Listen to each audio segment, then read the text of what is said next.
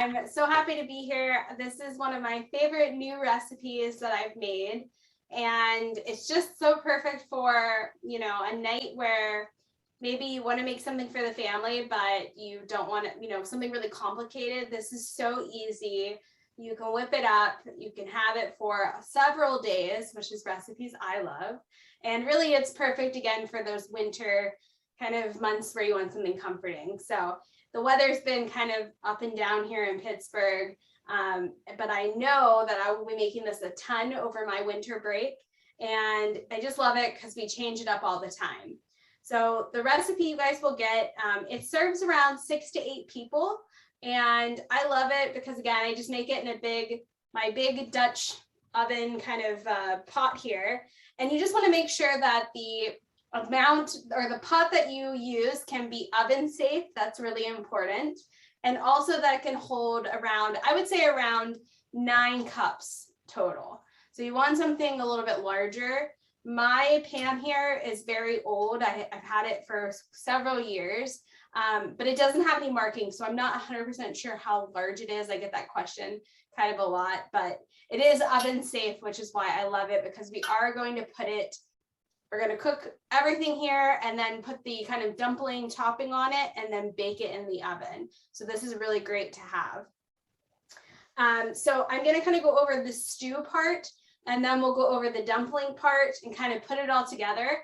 This recipe generally takes around an hour total. I would say around 20 to 30 minutes to cook the vegetables and make them tender and kind of let everything melt together.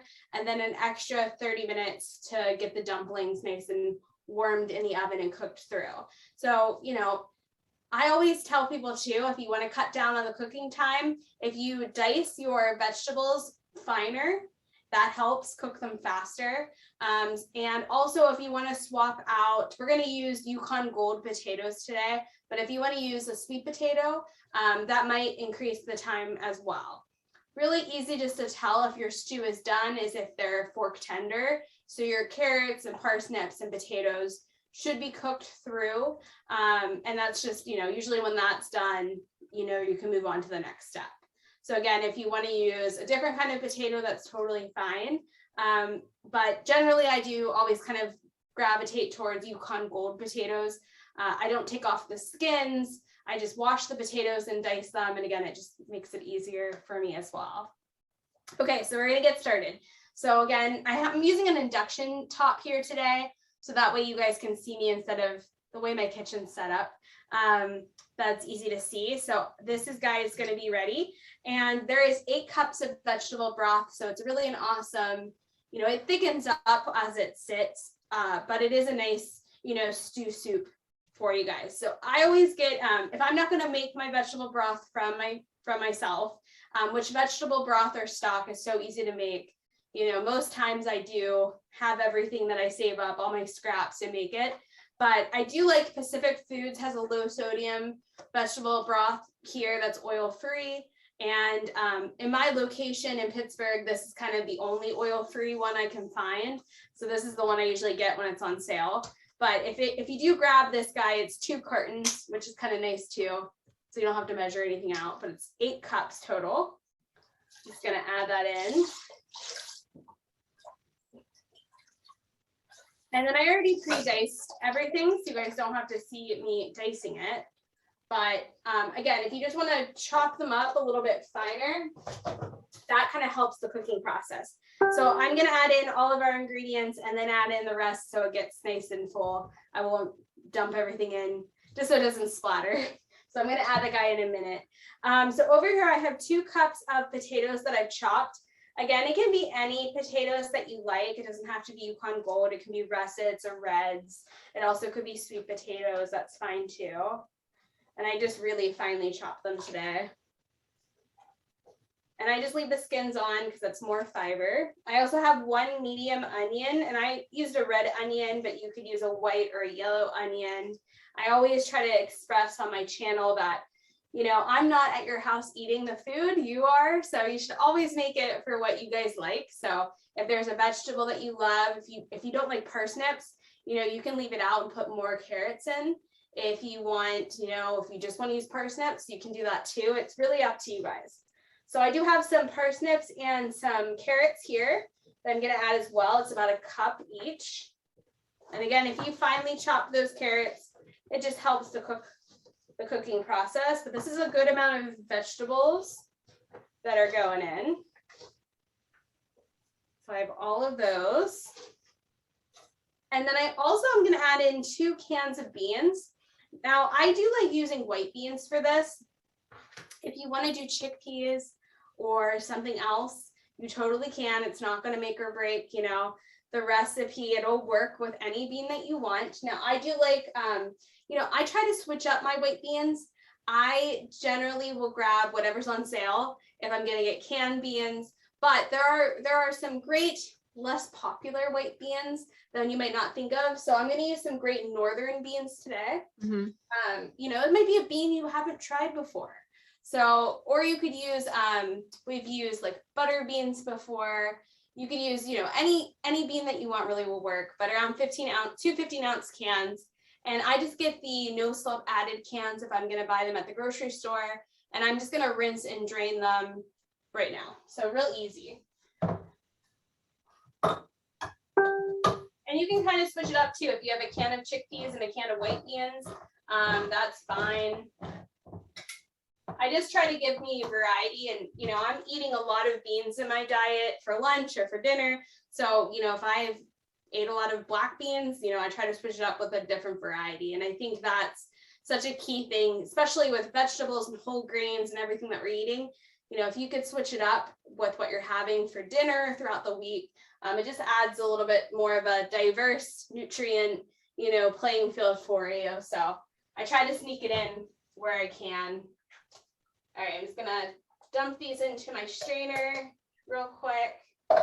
Give them a nice rinse. You don't have to rinse them long, but just so there's, you know, no bubbles is what I usually try to get. Just a couple minutes.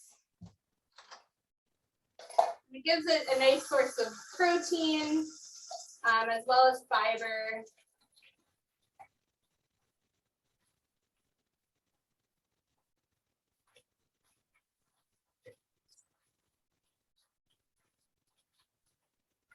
All right, almost done.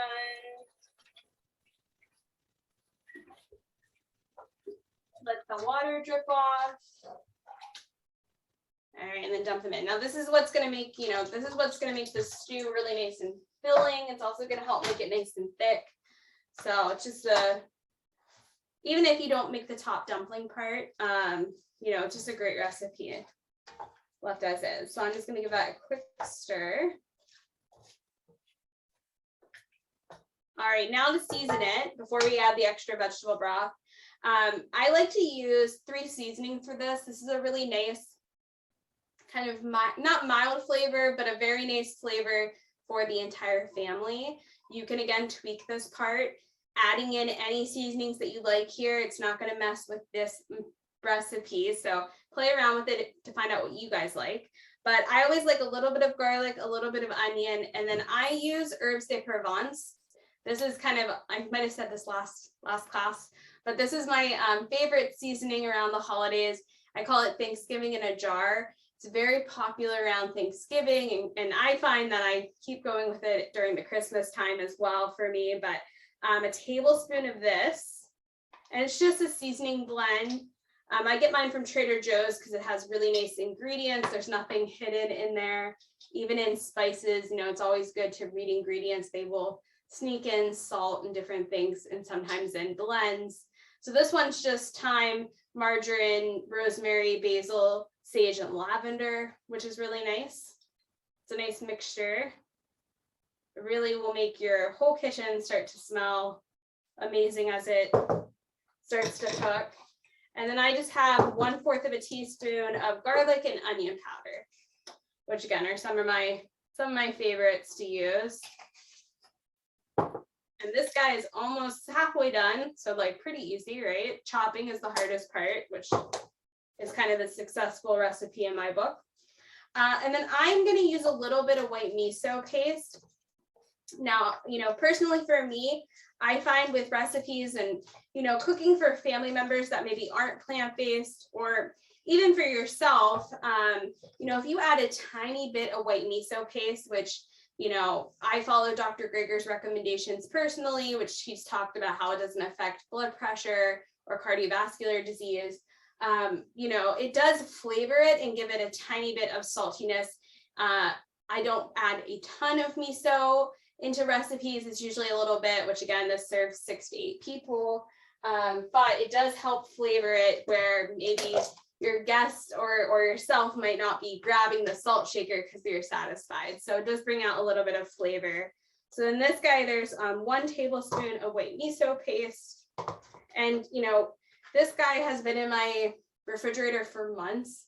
I'm kind of getting towards the end of it now, but it does last a super long time whenever you purchase it.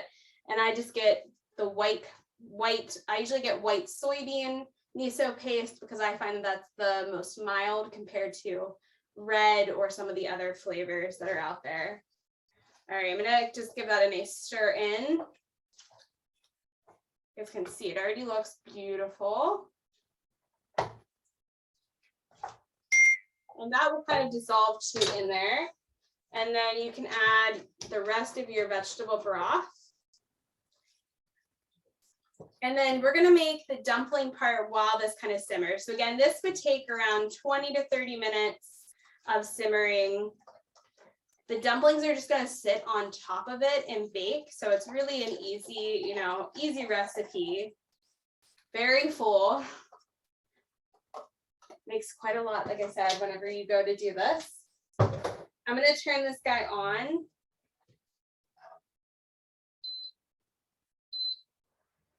So you'll hear the fan of it, but we're gonna let this kind of come up to a simmer.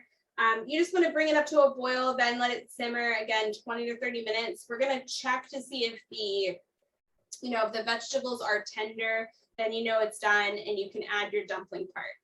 All right, so we're gonna move on to the dumplings. So easy, the dumpling part is only a couple ingredients, which I love. So we're gonna get a high-speed blender and we're pretty much gonna make kind of like a cream sauce that's gonna go into our flour. So, I don't use any oil, of course. I try to stay away from, saturated fats and all of that things. I do use a small amount of nuts in certain items. This has 1/2 cup of raw cashews in the whole recipe. Again, you're splitting this up between 6 and 8 servings to make the dumpling part. Of course, you could leave off the dumplings, and this is a delicious soup on its own. So if you're focused on weight loss, that might be the recipe to kind of go for. However, the dumpling part really does add that comfort piece in, and they are really filling whenever you go to have one. A lot of the times when I put the dumplings all around, even half of the dumpling scoop is perfect enough to satisfy me for when I go for it. So, you don't need a lot of it, but there is 1/2 cup of cashews.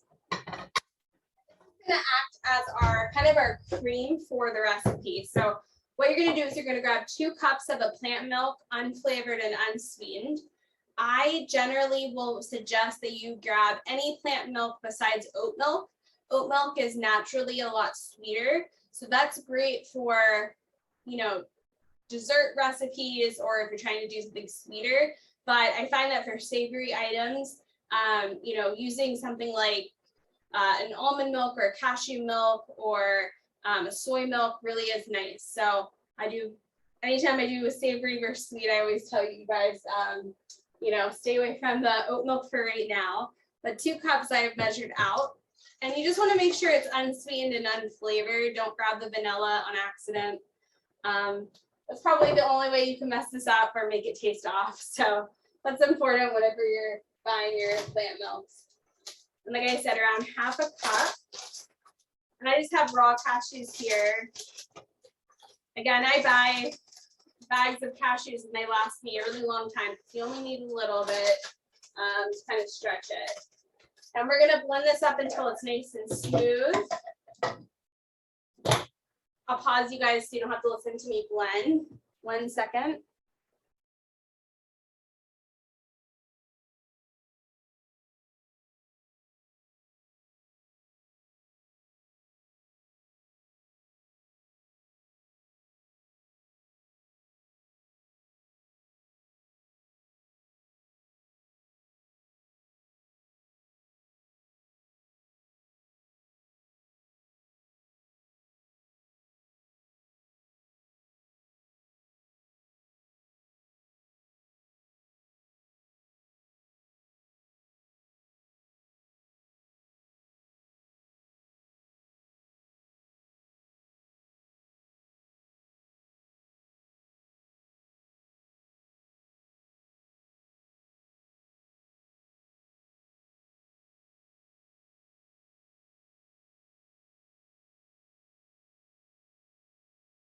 All right, and I will say just let it run. Like even if you think that you know it's ground up, you really want to make sure it's nice and smooth. You don't want chunks of nuts in this part.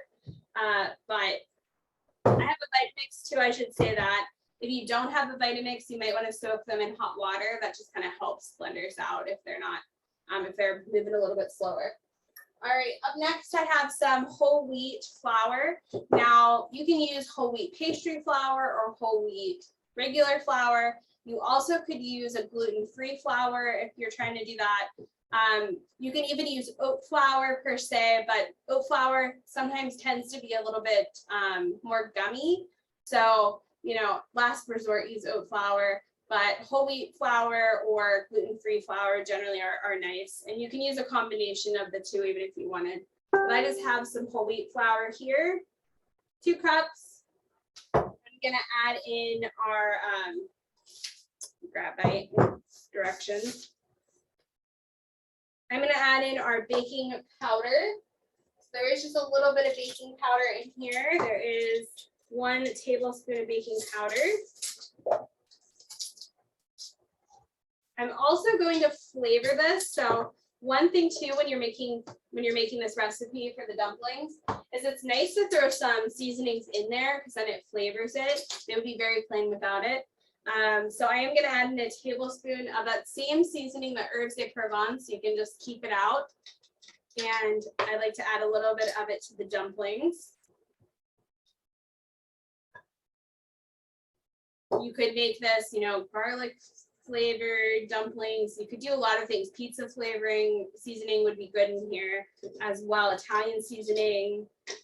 So you really can have fun with this. This is really just a basic dumpling recipe.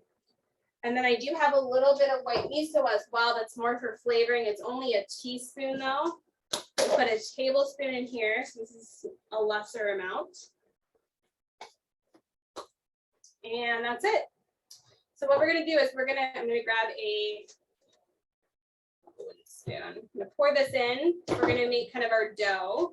Really simple. Pretty much all of the cooking is done, right? That's the last ingredient that you need for today, which is awesome. You're just gonna mix this together and it's gonna form kind of like a wet batter.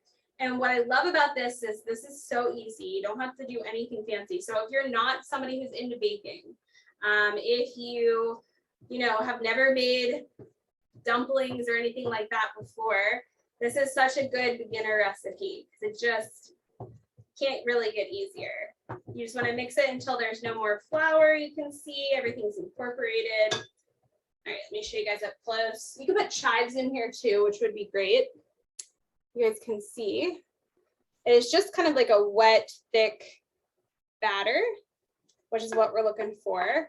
And what we're going to do now is after, we're going to pretend like this is all done. So pretend like 15 minutes have passed, 20 minutes have passed. Everything is nice and tender. What I would do now is you're just going to drop this in, you know, little dollops that you drop on top. It'll sink a little bit, but they generally will stay on the top. You just dollop your dumplings. And then this guy's going to go into the oven and it's going to bake for half an hour at 350. You're not going to put a lid on it. Okay. If you're putting this into the oven though, you want to make sure it's not like on the top rack. Put it on the middle to bottom rack. If you're using a Breville Smart Oven Air as your oven, it probably won't fit. This is a large stew. You probably could cut this recipe in half and then it would work. But the Breville isn't the most wonderful thing for this because, you know, anytime the racks are a little bit taller to the top of the oven. So I probably would use a standard oven for this, not your Breville. But it's going to bake uncovered for half an hour. It's going to get nice and brown on top. You're going to remove it and it's going to be delicious when you go to spoon it out. It'll be like scooping out a dumpling on top with the thick filling. So this is just a fantastic, like, you're looking for a recipe to take it to the next level for maybe being creative in your plant-based home, or if you're going to have family over, if you're looking for that cozy dinner for maybe the weekend on the holidays, or even like this would be a great recipe maybe for Christmas Eve, or maybe that bridge in between the holidays and New Year's. This is fantastic because it's really comforting food. The majority of this recipe, besides the dumpling part that has flour, is really great for weight loss. And the dumplings, you could leave it off or add in, or even, I find that, you can make them all different sizes depending on what you dollop in will be the size of your dumplings. So if you want to make smaller dumplings, that can be really satisfying without kind of overeating. If you're trying to lose weight around this time of year, this is a good suggestion. Yes, 350 for the oven temperature. So we probably aren't, I can field questions, and, depending on, we might get to the point where I could drop it in. We obviously won't see the end result here tonight because it'll take another half an hour in the oven. But this weekend on our YouTube channel, probably on Sunday, I'm going to film a whole video. So if you want to see the end, or I can send PBNSG some photos too of how it looks at the end. It's really just a great kind of dish to kind of whip up together. It makes it look like you spent a lot of time, which you can see it's so easy that this class like zoomed through. So I'm gonna let this heat up a little bit higher. I'm gonna turn it up just a little bit more. The induction top always takes a little bit longer than a regular. I have a gas stove that usually is pretty quick. But just allow your time. I would say roughly an hour till you're getting this all finished, but you can make this the night before. It just thickens up beautifully. It'll store in your refrigerator for 5 to 7 days. You could freeze this. You can even freeze this part and then make the dumplings fresh is probably how I would do it. Just because it's so easy to whip up. And you can have, add your toppings. If you want to put chives in there or parsley or something else, it's wonderful. Yeah, I can send you the picture of it. It's a great dish. It photographs, it looks better in person, I will say. It photographs not the prettiest, just because it's it's hard to see what's all inside there whenever you're taking a picture of it up top, but I will send it to you guys. All right, does anyone have any questions? I know that was a little bit quick, but I hope you guys will give this a try. It really is such a sophisticated meal without really being much effort. You can impress the entire family. Thank you so much. If anyone has questions, now's the time to ask. Otherwise, I did send a link. If you come up with some questions later on, feel free to email PBNSG. It looks delicious. I look forward to trying it, especially over the holidays. Yeah, and just a nice, even the soup part with the white beans and potatoes is so filling that, it's such a great meal to make. Yes, yes.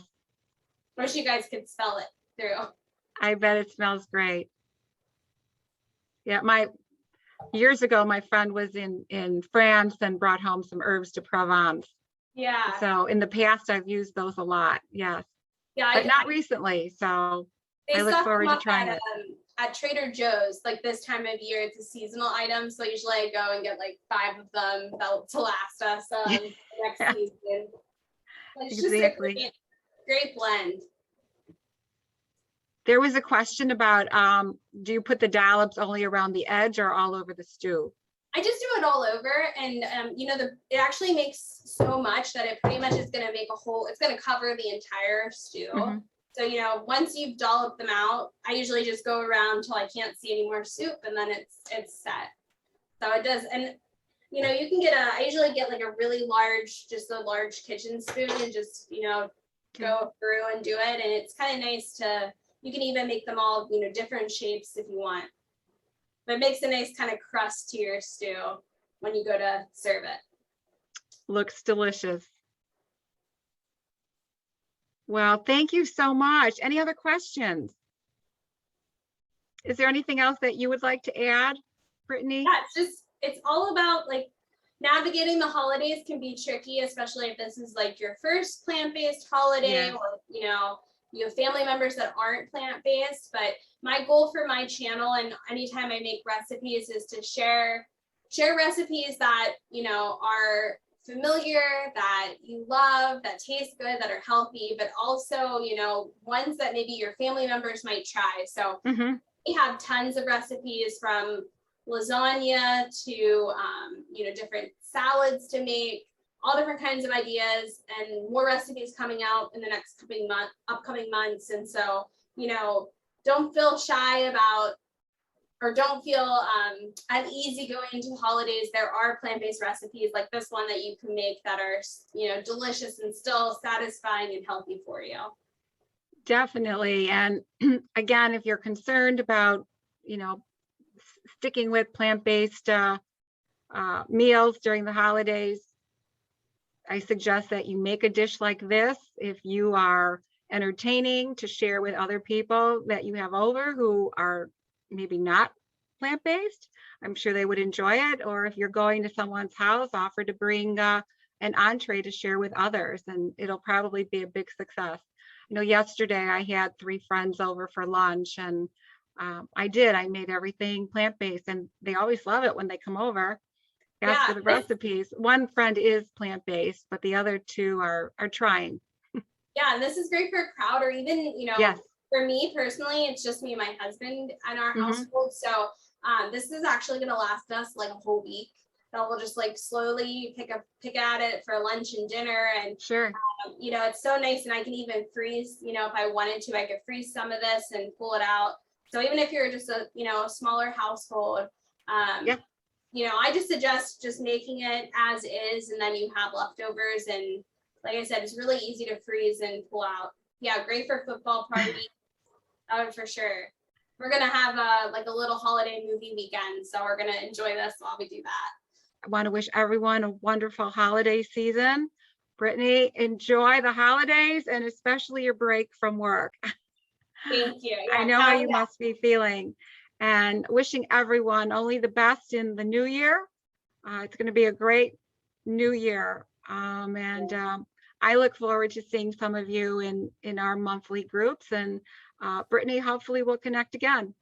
Definitely. Thank you guys so much for having me. And I'll send a picture, but like I said, try it. It's so easy.